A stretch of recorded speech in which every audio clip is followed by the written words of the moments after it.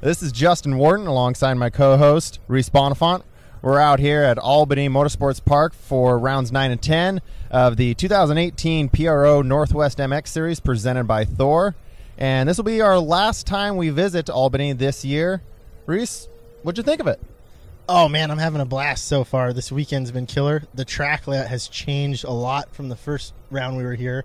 New obstacles, new everything. But it's working out in our favor, I think, for the most part. It's fun. A lot different track than we had at the previous rounds. There's a lot more tight corners, a lot more jumps out of corners, and it made for, I think, a lot of really good racing. I do miss the sand section. We have one sand corner now, but the split lane option by the tower has made for interesting passing because a lot of us had to play follow the leader. Half the track was one line at the end of the day, and then the other half the track is as fast as you want to go, or as comfortable how bad do you want to send it, really. So we saw some good racing in the schoolboy moto. A couple of very young kids on their 125s. Devin Slusher, who's still racing 85 and Super Minis, battling out with the NWMX rider Joey Bradstreet. Bradstreet just a bit ahead of him in the first moto. In the second moto, just decided to pin it, keep that 125 singing, and he went 1-1 for the day. Did you see the wall jump they were hitting? Oh, it was crazy, man. I was watching a lot of our 30 pro riders and even some of our intermediates and stuff were not hitting that jump today because it claimed a lot of people at our last round. And it's different now than it was, but both of them on a whim would jump in to try to make a pass to that rhythm section, and the drive they would get was crazy. Joey Bradstreet gets it done. So 30-plus sportsman class, we saw Brett Davis go out there, get a hole shot in moto number 1, and kill it right afterwards. I heard this is his first motocross race in a few years. Ended up killing it, handing the lead over. Man, he went way back in the pack. I believe Mike Allen took over and got the win in that moto. But, he did a little better in the second moto.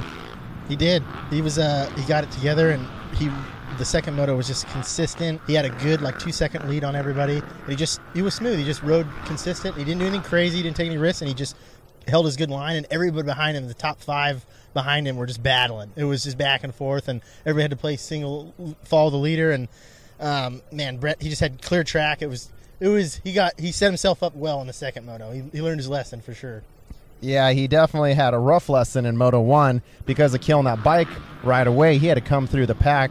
Still got a 4th, so not horrible, but his 4-1 only got him 2nd overall, while Mike Allen's 1-2 got him the win. Yeah, Mike Allen, I got to give him some credit. I'm racing him in the 25-plus Sportsman as well, and that dude's just consistent, and he's running a KX 250F stock suspension with a slip-on and graphics, and he's out there hanging with the 450s, and I think he got 2nd overall or 3rd overall in 25-plus Sportsman as well. I saw him walking around with some trophies earlier, so he's on it.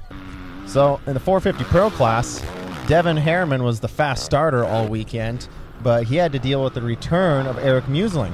Did you see what Eric was riding?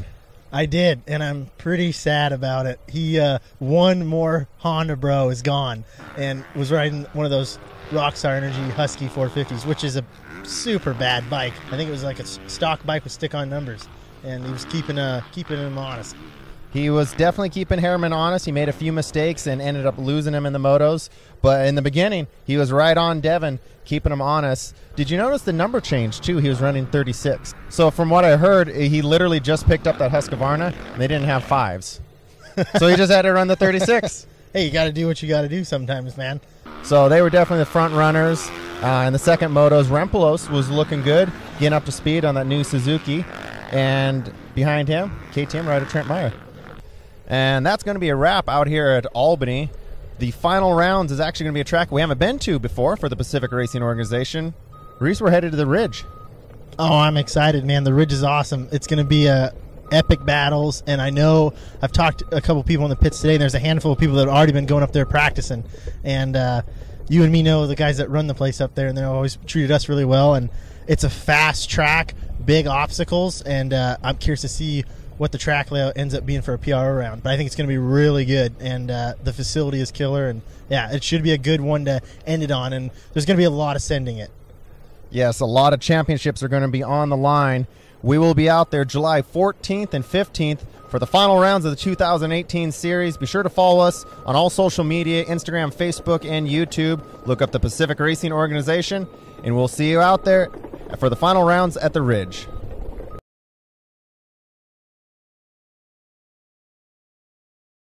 I don't know, is it on? Testing. Testing. Oh, fuck. That one's going to be one of those that's going to set in a minute. You know what? You deserve that one. Jesus Christ. Don't put this in the bloopers. Get back in your position. Oh, it's setting in the stomach. You had it coming. Oh, man. You've had more coffee than me. Alright, whenever you guys are ready. Dude, it hurts, bro. It's setting in right now. Like, it's that in the stomach pain. Woo! Gonna send it, or are you, bud? Nice. Bloopers. Nice. Bloopers. Nice. Bloopers.